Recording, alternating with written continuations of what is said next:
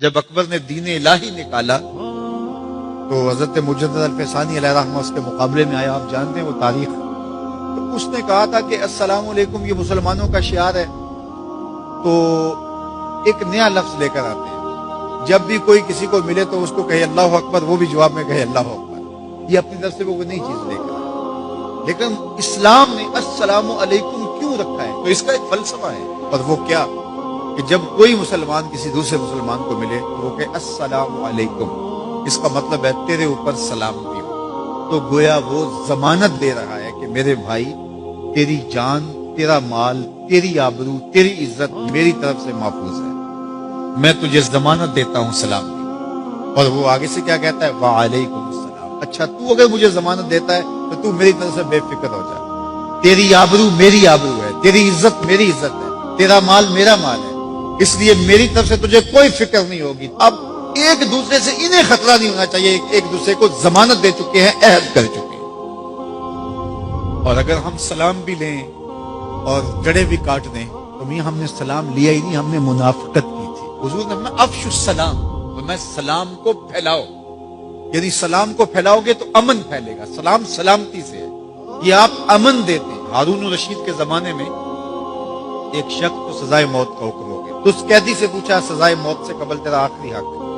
اس نے کہا کہ میں بادشاہ سے ملنا چاہتا ہوں. انہوں نے کہا ٹھیک ہے. بادشاہ کو کہا کہ سزائے موت کا قیدی ہے، تو وہ کہتا ہے میں بادشاہ سے ملنا چاہتا ہوں. بادشاہ نے کہا لے آؤ. تو دربار لگا تھا تو وہ قیدی زنجیروں میں جکڑا ہوا لایا گیا. اس نے کہا السلام علیکم. بادشاہ نے کہا وعلیکم السلام. آخری خواہش پوری ہو گئی. جلاد لے جانے لگے، قتل کرنے لگے. کہا تو مجھے قتل نہیں کر سکتے. کہا کیوں؟ کہا بادشاہ نے میری ضمانت دے دی ہے، مجھے آزاد کر دیا. بادشاہ نے کہا میں کب کیا؟ کہا تم نے کہا نہیں وعلیکم السلام، تمہیں سلامتی ہو. تو جس کو تم سلامتی کہہ چکے ہو تو کیا اس کے اوپر سزا ہو سکتی ہے؟ تو بادشاہ مسکرانے لگا. کہا جاؤ میں نے اس کو آزاد کیا. وعلیکم السلام کہہ دیا تو پھر سلامتی ہوگی نا. اسی لیے ہم کہتے ہیں حضور پہ سلام پڑھا کرو. حضور پر جب سلام پڑھو گے تو حضور بھی سلام کا جواب دیں گے. وہ کسی شاعر نے کہا تھا، وہ شعر پتہ نہیں وزن میں ہے کہ نہیں، لیکن شعر مجھے بڑا اچھا لگتا ہے کہ درود پڑھنے سے ثواب ملتا ہے، سلام پڑھنے سے جواب ملتا ہے. درود پڑھنے سے ثواب ملتا ہے، سلام پڑھنے سے جواب ملتا ہے. تو ہمارے جو لفظ ہیں ان لفظوں کے پیچھے ایک فلسفہ ہوتا ہے. تو فرمایا المسلم من سلم المسلمون من لسانہ و یدہ.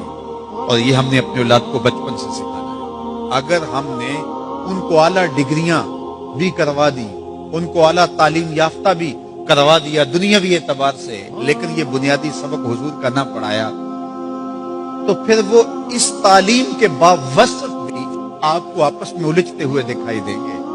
اعلیٰ ڈگریوں کے باوجود بھی آپ ایک دوسرے کا گریبان ان کو نوچتا ہوا آپ دیکھیں گے، اس لیے کہ انہوں نے اسلام کا یہ بنیادی سبق تو ماں کی گود سے پڑھا ہی نہیں ہے.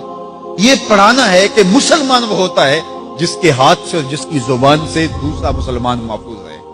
مجھے بتاؤ، جس کو یہ سبق اس کی ماں نے پڑھایا ہو، جس کو سبق اس کے باپ نے پڑھایا ہو، تو وہ کسی مومن کی ماں کو گالی دے سکتا ہے، کسی کے باپ کو گالی دے سکتا ہے، کسی کا گریبان پکڑ سکتا ہے، کسی کو تھپڑ مار سکتا ہے، کسی پہ زیادتی کر سکتا ہے؟ کبھی نہیں کرے گا. اس لیے کہ اس کو حضور کا فرمان یاد ہے کہ مسلمان ہوتا ہی وہ ہے جس کی زبان اور ہاتھ سے دوسرے محفوظ. ہم نے یہ سیکھنا ہے اور اپنے عمل کے اندر اس کو داخل کرنا ہے کہ ہمارے رویے اتنے خوبصورت ہو، ہمارا طرز زندگی اتنا خوبصورت ہو کہ ہمارا پتہ چلے کہ ہم حضور کے غلام ہوتے ہیں. ہمیں خوبصورت رویوں کا درس دیا گیا ہے، ہمیں خوبصورت رویوں کو اختیار کرنے کی تعلیم دی گئی ہے.